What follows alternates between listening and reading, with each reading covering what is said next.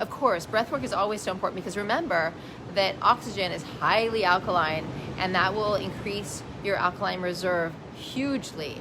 So that always helps, and it will also, help to cancel out any kind of, stimulant you're using. But in terms of transitioning away from it, it's usually a couple things. Usually it's just pushing past where it's hard.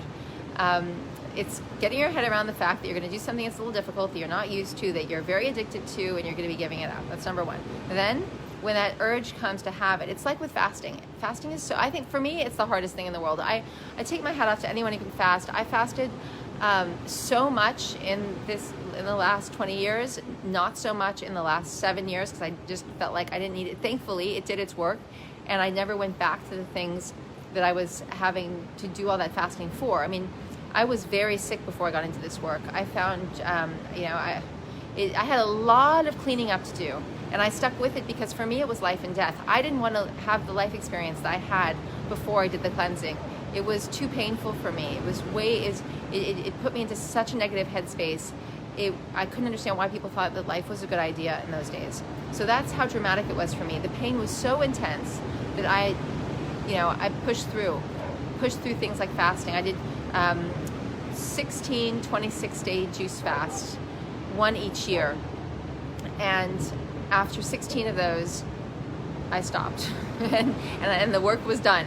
But each year I benefited hugely from that. It is so hard. So the first, as any of you know, it's the first 2-3 days of the fast that are the hardest, and it's because you have this sense of like, okay, it's time for food now. Your jaw seems to think it's time for food. Your brain thinks it knows it's time for food. Your body, it's like everything's like, well, where is it? It's been this many hours, and then this is just hankering. And it's the same thing you're going to encounter whenever you try to stop doing anything that's a habit, especially if it's a stimulant. Well, actually, you don't. If it's a habit and it's a good habit, you won't be addicted to it. I mean, you could say that I feel like I'm kind of addicted to my green juice, because when 6:30 rolls around and I haven't had it, I'm like, where is it? It's time for it. But that's because I'm ready for my little lift of voltage at that point, but that's an alkaline voltage as opposed to a stimulating voltage. It's harmonious with the centripetal field. So number one, it's recognizing that you need to push through, but as you push through, you're getting past the barrier and you're needing it less and less. And that's the beauty of it. So see those hard moments when it's hard to push through, breaking a habit, whatever it is. Maybe you're quitting alcohol, maybe you're quitting a shopping addiction, maybe you're quitting a person. It's maybe you're quitting watching something, maybe you're quitting binging on Netflix, or it can be anything. In this world, we could sit here for an hour and make a list of all the things that are overstimulating that one could be trying to break their addiction from. They're using their phone, any kind of technological device, I wish it was a device, any kind of like workaholicism, if that's the word, sexual addictions, all of these things. A lot of you are trying to have periods of conscious celibacy, and there's a hankering that's maybe bugging you with that, but you notice that if you push through, it goes away and you can experience the benefits of conscious celibacy.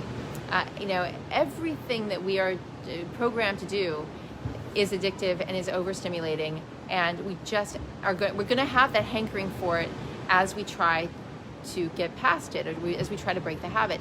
So expect it to be hard, expect there to be a hankering, and just know as you're not engaging with it, as hard as it may be not to, you're now becoming stronger than it was. So you know what happens when we are not stronger than something else? We become the slave to it.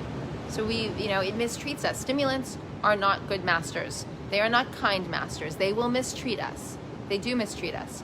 So as long as we're a slave to a stimulant, to a master of a stimulant, we are going to have a really horrible enslavement. Not that any enslavement is good, mind you, but we reverse that role. Instead of it reversing our polarity, we reverse the role and we become master over it. So just, if it really matters to you, if you've gone over everything, like in Anna's case, she's living such a clean life and doing so much right, and there's this coffee that's nagging and niggling at her, just sort of sense of like, okay, it's time for the coffee to go. If she really believes it's time for it to go, And like I said, in many cases, the coffee can be the last thing to go. But if it's her time to let the coffee go, or if it's your time to let that thing go that you know it's time for you to let go of, then push through it, become the master of it. That's the only way you're going to have your power back from it. Because remember, power, we use our mental power to get over something that is taking our physical power as well as our mental power.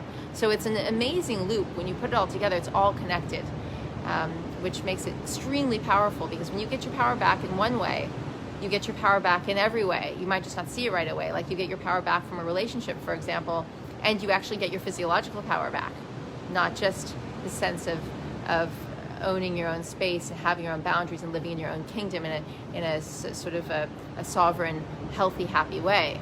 Everything works better. Where there's sovereignty of the mind, then the body's not being controlled, which is why when we cleanse the body, the mind then gains in power, which is why when we get rid of the waste, which has the parasites, the rogue microbes, the heavy metals, the radiation, all this fallout in it, we're being liberated from all of the fallout of those things on all levels of our being. So it's just like, it's endlessly powerful.